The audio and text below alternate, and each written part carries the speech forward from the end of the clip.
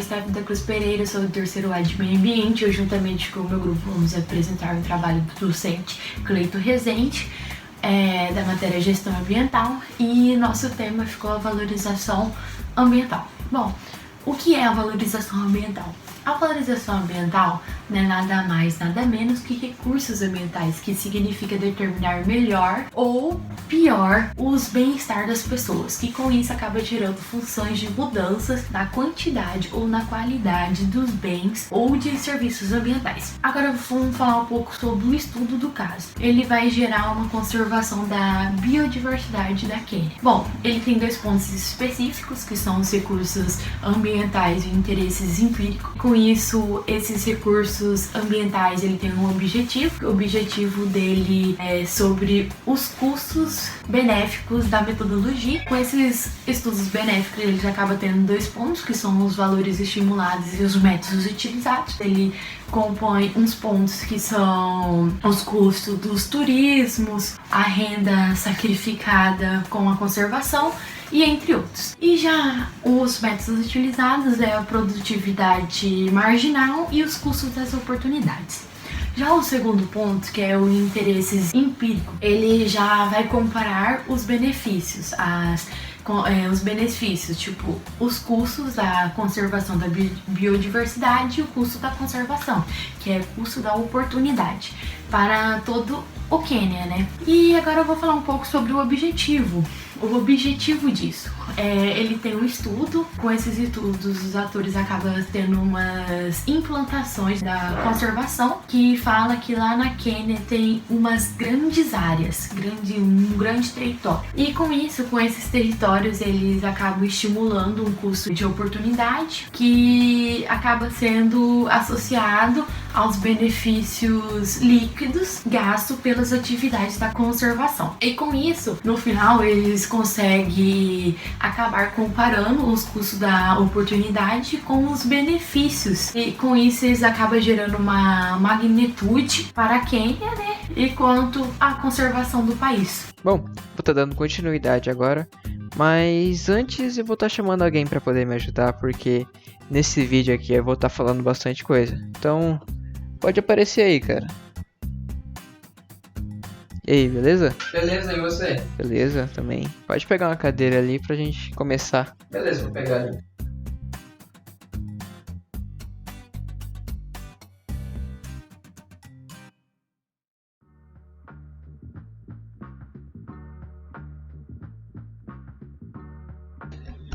Opa, bora começar. Bom, então vamos começar. Primeiro, então, falando sobre a relevância ecológica. Os benefícios que obtém-se diante da conservação de áreas variam muito e podem ser divididos dependendo da sua área de abrangência, sendo áreas como parques ou até mesmo reservas. Por exemplo, a abrangência pode ser local, pode ser nacional ou até mesmo passar barreiras. No caso, o que acontece em Quênia, onde os benefícios pela sua preservação ultrapassam ali as fronteiras do país. Mais de 10% do território de Quênia está preservado, sendo as áreas de parques, florestas, etc. Só que os benefícios vindos dessa preservação chegam a benefícios globais, como por exemplo o sequestro de carbono ou até mesmo a proteção da biodiversidade. Porém, os autores atentam que há uma inapropriedade na divisão dos custos de conservação de Quênia, sendo que o esforço que tem-se para preservar essa área é muito grande.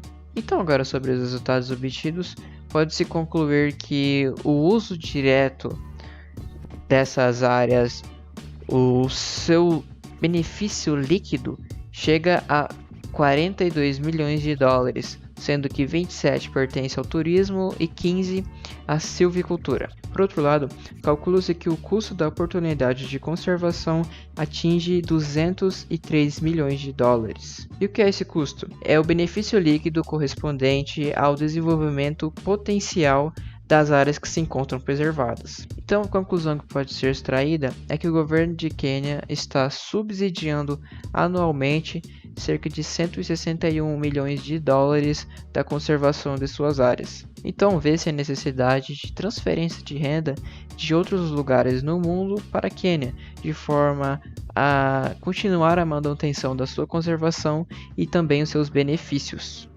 No Quênia, as terras demarcadas como parques ou reservas são usadas para o turismo e as áreas florestais são utilizadas na silvicultura ou para coletar produtos florestais não madeireiros. E as terras que não são demarcadas nem como parques, nem reservas, nem florestas são utilizadas para assentamentos, para agricultura ou para pecuária. O benefício líquido da conservação dos parques, reservas ou florestas no Quênia pode ser definido da seguinte maneira: benefício líquido de conservação igual benefício líquido do uso direto, mais benefício líquido do uso indireto, mais benefício líquido não uso, menos o CO de conservação. Onde os usos diretos eles são utilizados no turismo e na silvicultura. Os usos indiretos, eles podem ser utilizados para proteção do solo e dos corpos hídricos, e os benefícios de não uso, eles estão associados ao valor de existência. E o CO de conservação, ele representa o custo de oportunidade da demarcação de terras para conservação. Os benefícios líquidos do turismo e da silvicultura são equivalentes aos seus respectivos retornos líquidos, que é o RL. E eles podem ser estimados através da diferença entre as suas receitas brutas e os custos. Fica assim, benefício líquido de turismo igual retorno líquido de turismo igual receita bruta de turismo menos o custo de turismo. E assim por diante. Os custos de oportunidade da conservação da biodiversidade, eles são, por sua vez, equivalentes aos benefícios líquidos decorrentes da produção potencial agrícola e pecuária, que não foram implantadas nas terras PRF no Quênia. Então, levando em conta os diferentes níveis de produtividade no Quênia, Short e Grito fizeram a divisão da área total em 6 zonas diferentes, na qual levaram em conta características como a elevação, a intensidade de chuvas e também a temperatura. Esses parâmetros estão diretamente relacionados à produtividade da agricultura e também da pecuária, como também cobrem os diferentes gradientes de clima que são dominantes no Quênia, que vai de superúmido a árido.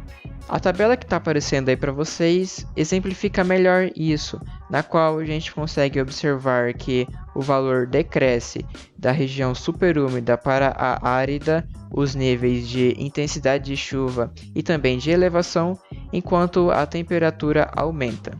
Além disso, Short e Grito também analisaram as áreas que são ocupadas com parques, reservas, florestas demarcadas ou até mesmo as que são usadas por agricultura ou a pecuária, e observaram que dos totais 576.070 km², observa-se que 515.450 km² são potencialmente utilizáveis tanto para a ocupação humana quanto para o desenvolvimento da pecuária ou a agricultura. Bom, os resultados encontrados sobre os lucros líquidos da atividade de pecuária e de agricultura em cada zona foram retirados a partir das informações da área individual de lavoura, da densidade da pecuária e também sobre os custos e receitas dessas atividades.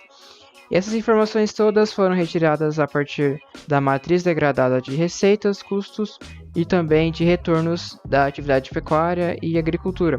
Mas vale dizer que essas informações sobre os lucros líquidos não estão completas, pois não foi levado em conta o custo do solo.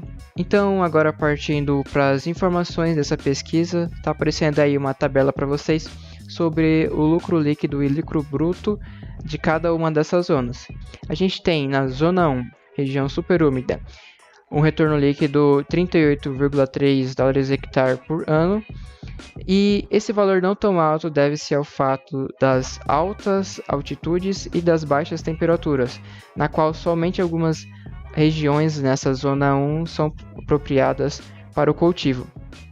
Já na zona 2 e 3, com potencial alto e médio, são as zonas com maior índice de retorno líquido, pois são as mais equilibradas para o cultivo e também para a pecuária, por conta das temperaturas, intensidade de chuvas e também a elevação estarem ali balanceadas. E também nessas áreas, na zona 2, é onde mais se tem as grandes propriedades e na zona 3, onde se concentra em maior parte as pequenas propriedades. Já na zona 4, a região arável, isso por conta das regiões para cultivo são mais marginais, ou seja, também as receitas geradas são modestas. E então na zona 5, com pecuária extensiva, essa é a única atividade que consegue ser sustentada para ser desenvolvida, pois, por exemplo, o cultivo nessas regiões são inviáveis por conta de ser um lugar mais árido.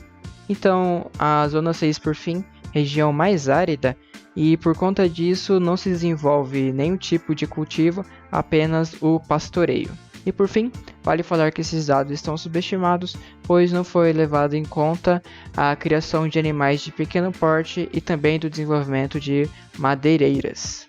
Bom, vou falar um pouco sobre os custos de oportunidade dos parques, reservas e florestas. Ele foi definido como sendo benéfico líquido que deveria ser gerados, caso as terras fossem utilizadas para a produção de agrícola e pecuária, como as demais áreas no Quênia, né? E com isso, as demais informações relativas, elas são diferentes zonas que permitem a realização dessas atividades, quanto na receita bruta, a população, os hectares e a população bovina, que com isso eles poderiam ser desenvolvidas nas áreas onde encontrar as terras PRF. Bom, os benefícios líquidos da conservação. A escala e a natureza dos benefícios da conservação, elas são bastante desertificadas. E com isso, os proprietários acabam tendo um tratamento desagregado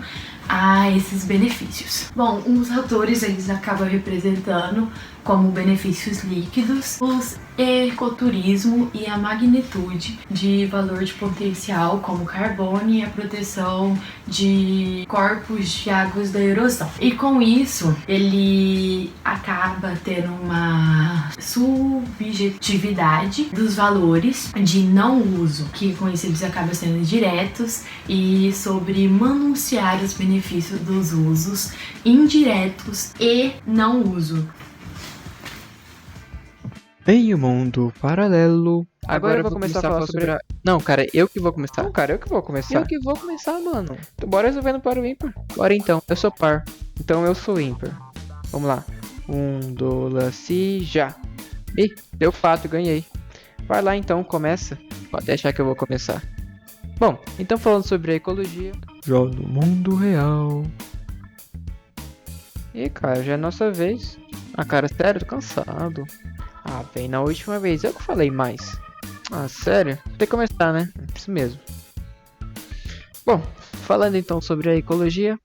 Putz, cara, na verdade não é ecologia não, é ecoturismo. Que é burro, cara. Bom, dando continuidade então sobre o ecoturismo, foram realizados alguns estudos e nesses estudos apontaram em 1989 que o turismo em Quênia corresponde a 419 milhões de dólares.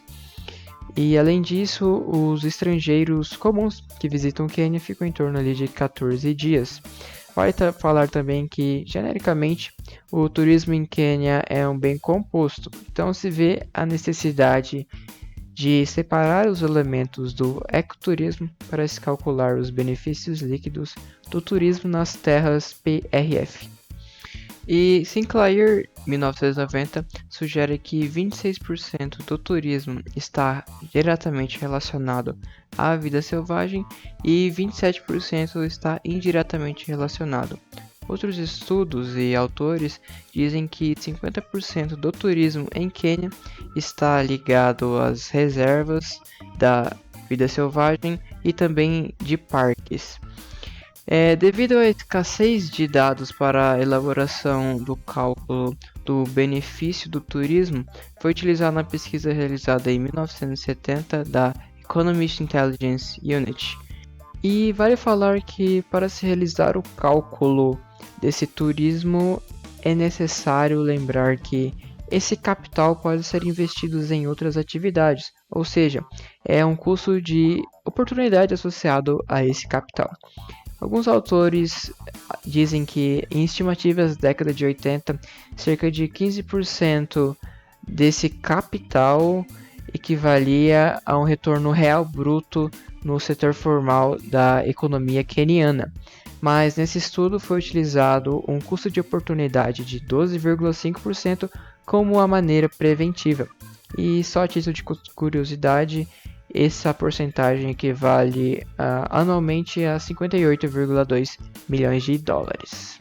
Sobre a silvicultura. Apesar de ter encontrado uma certa dificuldade na coleta de dados sobre os custos de benefícios provenientes das florestas, estima-se que em 1989 o valor total da contribuição da silvicultura para o PIB do Quênia foi de 148 milhões de dólares. Deste total, estima-se que 57,5 milhões de dólares foi obtido a partir do setor não monetário. Esse setor basicamente servia para captar a lenha coletada pela população e o seu valor refletia o custo de oportunidade do trabalho despendido. Já o setor monetário, ele engloba o valor gerado pela silvicultura, incluindo a mão de obra e as maquinarias utilizadas para a derrubada das árvores, e os royalties do Departamento Florestal do Quênia. Somando todas essas receitas do setor monetário, chega-se a um valor de 90,57 milhões de dólares. Vale ressaltar que os autores eles destacam a ineficiência econômica observada no Departamento Florestal do Quênia, em relação à dificuldade em coletar os royalties que deveriam ser recolhidos. Para se ter noção, no final da década de 80, os royalties da extração de madeira do Quênia,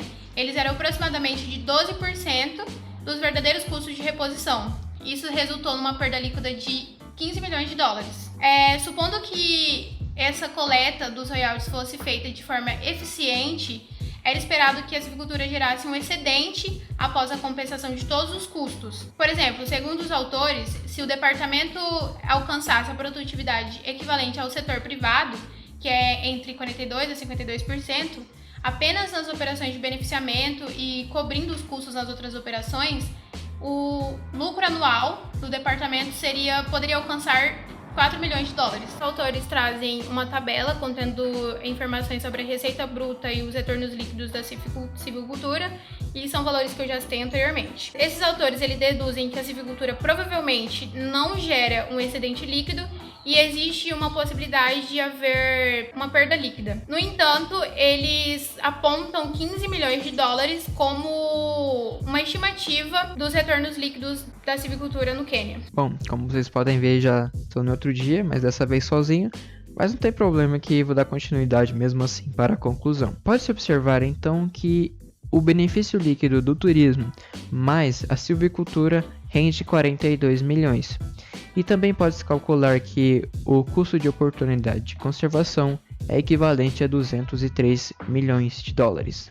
Ou seja, calculando o benefício líquido da conservação, chega-se a um resultado de 161 milhões. Isso mostra que o turismo mais a silvicultura não é suficiente para cobrir o custo de oportunidade de privatizar essas terras para o desenvolvimento. Isso demonstra que é extremamente necessário que outros lugares transfiram recursos para a Quênia de modo a amenizar esses 161 milhões que Quênia pode estar perdendo anualmente. E é importante que se tenha essa transferência de recursos para que os benefícios globais da fauna e da flora continuam, pois no futuro a chance de existir uma conversão dessas áreas PRF por pressão é muito grande. Então, o que tínhamos para falar é isso. Muito obrigado pela sua atenção e tchau!